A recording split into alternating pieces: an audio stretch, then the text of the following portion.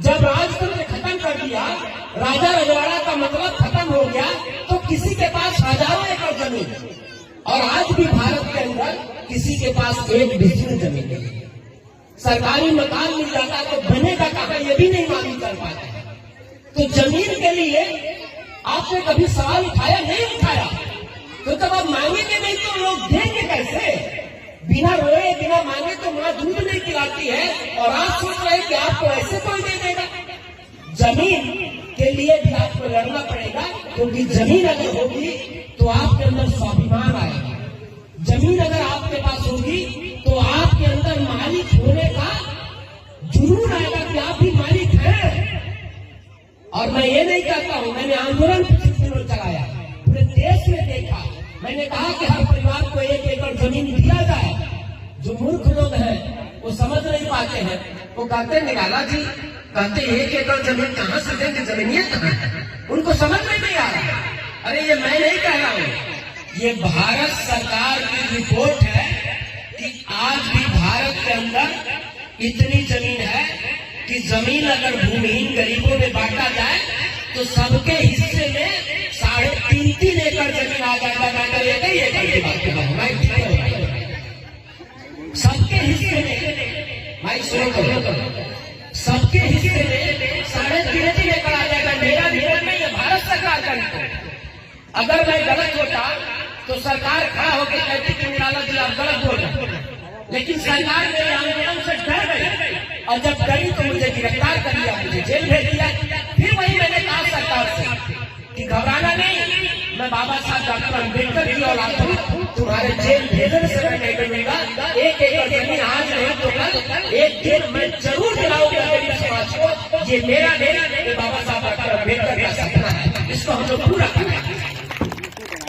तो सरकार, जब आप लड़ेंगे और जब आप अपनी आवाज बुलंद करेंगे, जब अपनी आवाज आप बुलंद करेंगे तभी सरकार आपकी बात सुनेगी। आप जब लड़ेंगे नहीं तो आपकी बात कौन सुनेगा?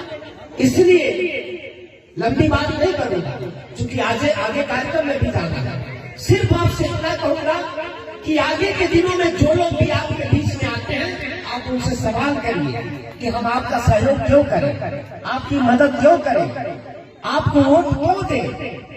आप ये बताइए कि जब हमारे बच्चों के लिए स्कूल का दरवाजा बंद किया जा रहा है तो उसके लिए आपने कब बोला, आपने कब उसके लिए संघर्ष किया, आपने कब उसके लिए लड़ाई लड़ी? ये सवाल उसके सामने जब करेंगे और जब कान पकड़ेंगे और कान ऐठेंगे, तब वो लोग आपसे करेंगे और फिर सदन के अंदर आपके लिए आवाज उठाएंगे।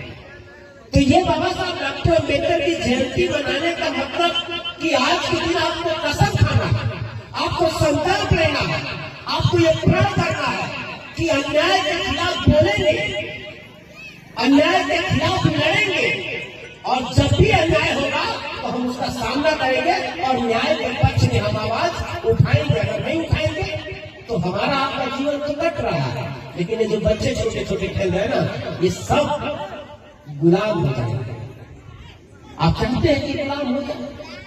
और उधर सरकार लेके जा रही है, जमीन देना नहीं चाहते, पढ़ाई का रास्ता बंद कर रहे हैं, राशन लेकर एहसान जताते हैं, फ्री कर देंगे, भिखारी बना रहे हैं, और हमारे बच्चों को फिर से गुलाम बना रहे हैं।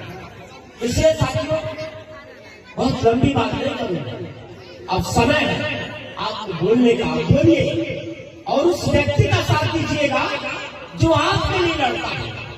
डरपोक आदमी के साथ मत खड़ा होइएगा। कुछ लोग कहते हैं कि सरकार बनाओ, सारा समाधान।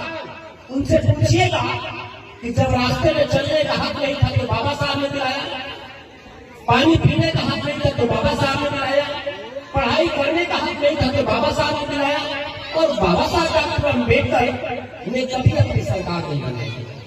वो बाबा साहब डॉक्टर अम्बेडकर अपने खुद का चुनाव हार जाते थे। जो आदमी अपना चुनाव हार जाता था, जो आदमी कभी अपनी सरकार नहीं बनाया, आज जो कुछ भी मिला है उसकी बदौलत मिला है। तो हमें कायरों की फौज नहीं, बहादुर लोगों की जमात तैयार करनी होगी। इसलिए आज के दिन साथियों ये हमें